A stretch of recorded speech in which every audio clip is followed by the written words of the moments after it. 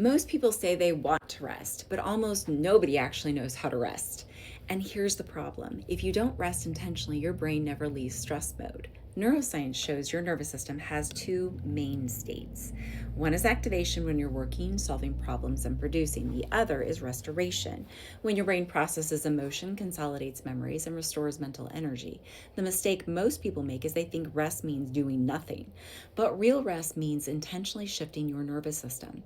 Here are 3 practical ways to actually do that. First, take a 20 to 30-minute walk without any stimulation. No phone, no podcast, no music. Just walk. Research shows walking like this activates your brain's default mode network, which is responsible for emotional processing and insight generation. That's why people often say their best ideas come while walking. Biblically, we see this pattern when Jesus repeatedly withdrew to solitary places before or after ministry.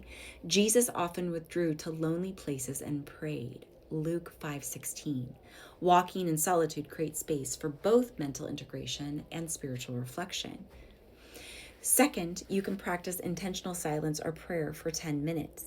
When you sit in silence or prayer, your brain reduces activity in the amygdala, the part of the brain responsible for threat detection and anxiety. At the same time, the parasympathetic nervous system activates, the system responsible for calm and recovery. Jesus modeled this rhythm constantly.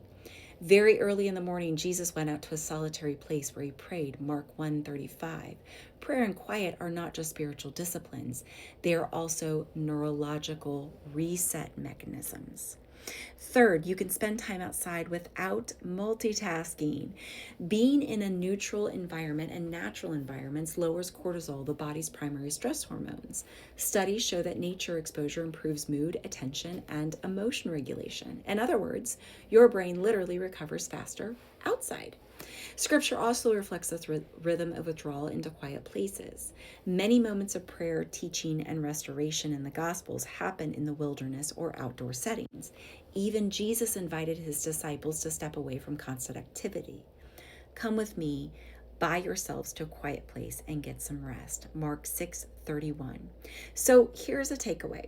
Rest isn't laziness and it's not unproductive. Your brain actually needs periods of quiet, solitude, and reduced stimulation in order to process life. And long before neuroscience discovered this, God built that rhythm into the way we were meant to live. Sometimes the most faithful thing you can do is step away and rest well. If you like this, follow for neuroscience and biblical faith integration.